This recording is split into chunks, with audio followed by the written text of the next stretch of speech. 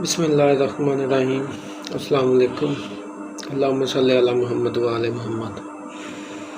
अगर तुसीं साडे चैनल इस्लामिक चैनल टीवी ਨੂੰ ਸਬਸਕ੍ਰਾਈਬ नहीं ਕੀਤਾ, ਬਰਾਏ ਮਿਹਰਬਾਨੀ ਸਾਡੇ ਚੈਨਲ ਨੂੰ ਸਬਸਕ੍ਰਾਈਬ ਕਰੋ ਤਾਂ ਕਿ ਸਾਡੀ ਆਉਣ ਵਾਲੀ ਹਰ ਵੀਡੀਓ ਤੁਹਾਡੇ ਤੱਕ ਪਹੁੰਚ ਸਕੇ। ਅੱਜ ਅਸੀਂ ਗੱਲ ਕਰਾਂਗੇ ਅਲਾਮਤ ਕਿਆਮਤ। ਅਲਾਮਤ ਕਿਆਮਤ ਹਦੀਸ ਦੇ ਵਿੱਚ ਦੋ ਤਰ੍ਹਾਂ ਦੇ ਮਿਲਦੀਆਂ ਨੇ, ਜਿਨ੍ਹਾਂ ਦੇ ਵਿੱਚ एक छोटी अलामत ने, दूसरिया वड्डियां अलामत।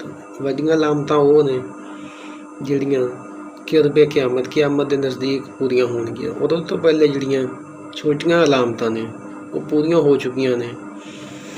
वो चाहते कि असीं तुहाडे गोश गुजार करांगे। इमाम अल अंबिया ने इरशाद फरमाया कि वड्डे वड्डे जिहड़े फितने ने ये रोनमा होणगे। इस्लाम जिहड़ा अजनबी हो जाएगा। हर बाद वाला जमाना पहले नालों बुरा होएगा। कुफर की मार हर पासे होएगी। मुसलमान ख़त्म नहीं होंगे। हदीस जिहड़ी है ये इनकार करने वाले मौजूद हो जाएंगे। ऐतां और रवायतों के उत्ते ज़्यादा यकीन रखा जाएगा। बुरे अकीदे जिहड़े ने राइज हो जाएंगे। कुरान नूं ज़रिया माश बनाया जाएगा। मुसलमान कसरत दे विच होणगे। मुसलमान मालदार होणगे लेकिन दीनदार नहीं। झूठ जिहड़ा है ये आम हो जाएगा।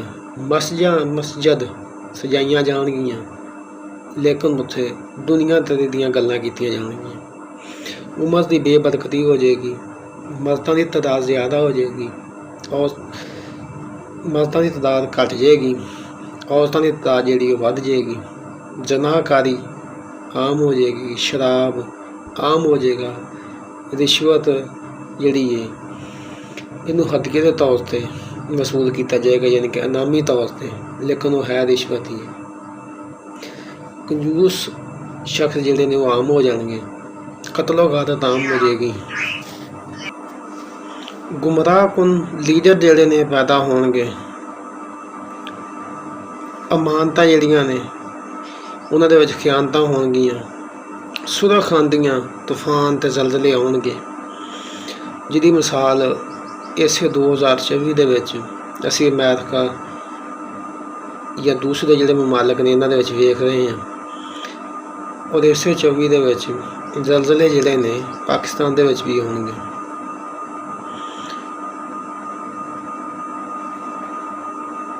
गाना बजाना जिहड़ा है ये आम हो जाएगा और मसीकी जिहड़ा है ये रूह की ग़िज़ा बन जाएगा। नंगियां औरतां जिहड़ियां ने ये मर्दां नूं अपने अल माइल करनगियां। ज़ाहिर विच दोस्त जिहड़े ने दुश्मन होणगे और दुश्मन जिहड़े ने दोस्त होणगे। रियाकारी जिहड़ी वो वध जाएगी। अमल साले जिहड़े ने वो बंदे करनगे, लेकिन अज तो सवाब जिहड़ा है सवाबा कराम के मुकाबले लैण की ख्वाहिशमंद होंगे। जिहड़े जानवर ने इंसानां दे नाल गल्लां करनगे। चांदी सोने के सतून ज़ाहिर होंगे। पर चांदी सोने के सतून तो मैं गल करना कि दरियाए फरात जिहड़ा इस वक्त खुश्क हो रहा है, ये क्यामत की बहुत बड़ी निशानी है। इमाम अल अंबिया ने इरशाद फरमाया सी कि जिस वक्त दरियाए फरात मुकम्मल तौर पर खुश्क हो जाएगा, उहदे विचों एक सोने का पहाड़ बरामद होएगा। उहदे वास्ते इन्नी कतलो गारत होएगी कि 10 बंदियां दे विचों 9 बंदे मारे जाणगे। 10 बंदियां दे विचों 9 बंदे मारे जाणगे।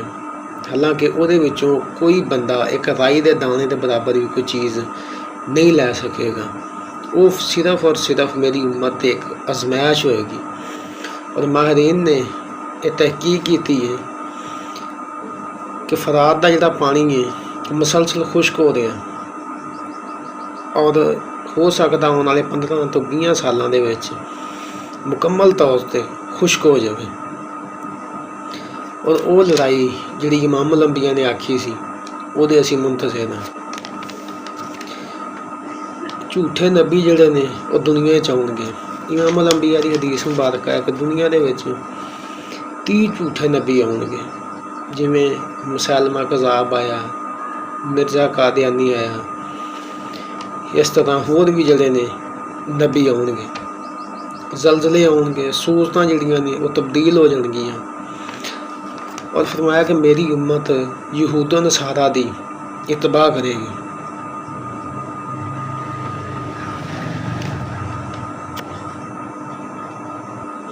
इमाम अल अंबिया ने इरशाद फरमाया, हज़रत अबू हुरैरा रज़ी अल्लाह तआला अन्हु तो रवायत है, क़यामत उस वक्त तक कायम नहीं होएगी जदों तक यमन का एक रहने वाला बंदा कबीला कतान का तुहाडे उत्ते हुक्मरान ना हो जाए और लोगों को इंज हाँकेगा जिमें लोग जानवरों ते बकरियां नूं हाँकदे ने। ये एक बंदा हो गया। दूसरा शख्स जिहड़ा है, हज़रत अबू हुरैरा तो रवायत है कि इमाम अल अंबिया ने इरशाद फरमाया, इस वक्त तक क़यामत नहीं कायम होएगी, रात और दिन ख़त्म नहीं होंगे जदों तक जहाजा नामी एक शख्स बादशाह बन के तुहाडे ते हुक्मरानी नहीं कर लैंदा और वो गुलामां दी नस्ल दे विचों होएगा। और एक हबशी खाने काबे नूं तबाह करेगा, बर्बाद कर देगा। हज़रत अब्दुल्ला बिन उमर रज़ी अल्लाह तआला अन्हु रिवायत कर देंगे, नबी अकरम सल्लल्लाहु अलैहि वसल्लम ने इरशाद फरमाया कि जब तक हजश वाले तुमसे ना लड़ें, तुम इनसे ना लड़ो, क्योंकि खाना काबा का ख़जाना दो छोटी छोटी पिंडलियों वाले हबशी निकालेंगे। और छोटियां पिंडलियां वाले जिहड़े बंदे ने वो अहले हबशा दे ने। इंशाअल्लाह असीं अपनी आने वाली वीडियो दे विच जिहड़ियां अलामात कुबरा है उन्हां दा जिक्र करांगे। अस्सलाम वालेकुम।